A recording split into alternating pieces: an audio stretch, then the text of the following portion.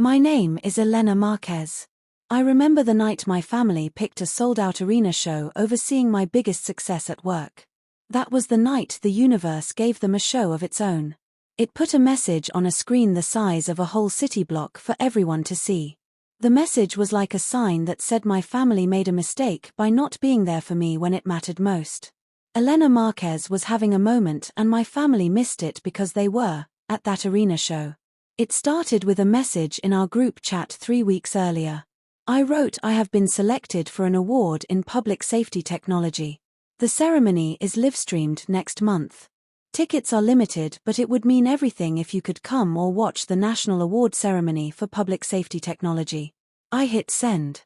My heart was pounding while I was waiting for my friends to get excited about the National Award in Public Safety Technology.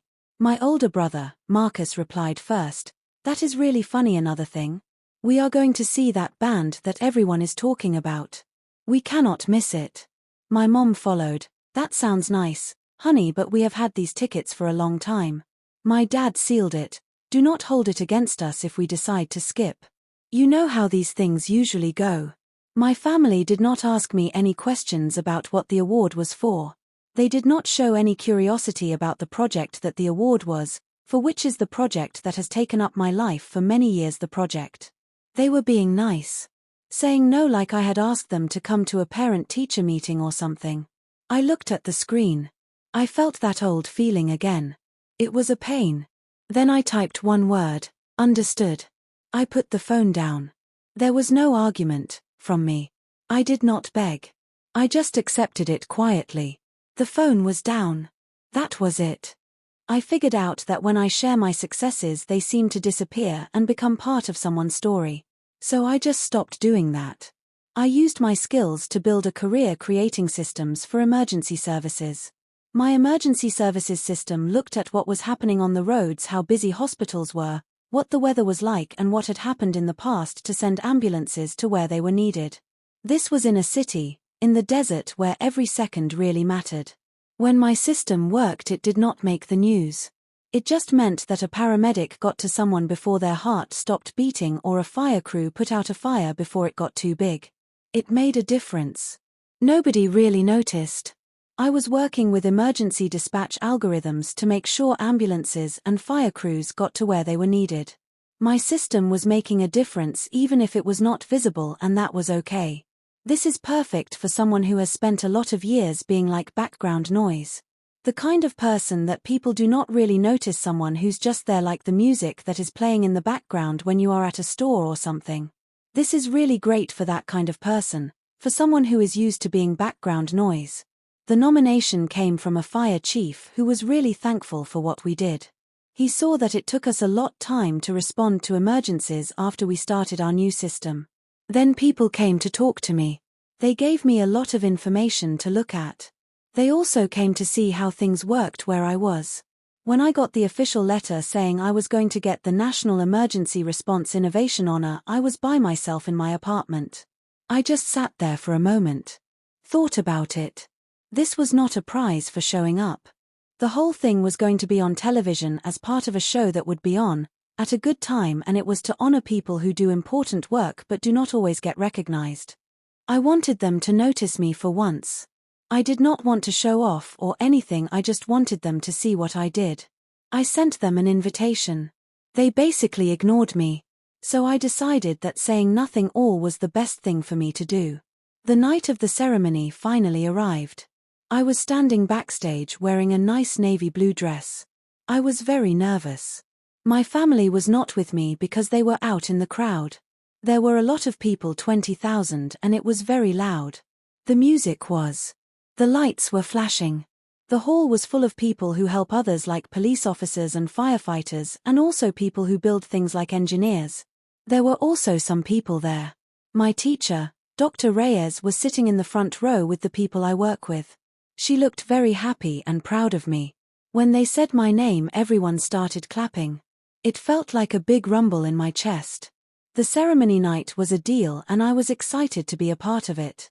My family was in the crowd cheering me on. I wished they were closer, but I knew they were happy for me. Dr. Reyes and our team were all. That made me feel good. The applause was really loud. It made my heart beat fast. I was waiting for my turn to go there, and it was a really exciting feeling. I walked up on the stage. I accepted the big crystal trophy. The dispatchers are the ones who really know what is at stake every time they go to work. They are the ones who have to work at night to fix the code bugs so that someone else's child can breathe a little easier. Then I walked off the stage with my head held high. The big screens behind me were showing the highlights of the event for the people who were watching the feed. The dispatchers are the heroes, and I was just happy to be talking about the dispatchers. Across town, people were taking a break. The big screens at the arena were showing something different. They usually show pictures of people or things you can buy, but this time they were showing the broadcast. My face was on the screen really big. It said Elena Marquez being honored for changing the way emergency routes work in Phoenix. People around my family were shocked. They whispered to each other. They got out their phones. Took pictures. Someone asked my mom, "Is that your daughter?" It was like a big light had been turned on and it was shining on us, Elena Marquez and my family. I was back at the hall. My phone was returned to me after it went through security. It started ringing and buzzing like crazy. I had a lot of missed calls. My messages were filling up. People were shocked. They were saying things like we had no idea it was that big. My mom sent me a message that said the whole arena saw you and we are so proud of you. My brother Marcus said, "Sis, you are famous now." My dad was also very excited. He said, "This is incredible, people were asking us if we knew you." My friend Sophia sent me some heart emojis and a blurry picture of herself in front of the Jumbotron. No one mentioned the choice they made. There was no apology given. They just said that they had always believed in me and that this was a win for our family. I let the messages sit for a while as I celebrated with the people who had shown up, like Dr. Reyes and the team, and also the dispatchers who had driven for hours to be there. Later, when I was alone, I looked at the family thread. They were making plans for interviews and talking about how they were going to brag about Elena in the neighborhood. They were even posting pictures with captions that said things like, "We always knew Elena was special." Above all of these messages was the original message where they had dismissed Elena. The family thread was about Elena and how they thought she was special, and I was looking at the messages about Elena and feeling a lot of emotions. I took some screenshots. Then I saved them.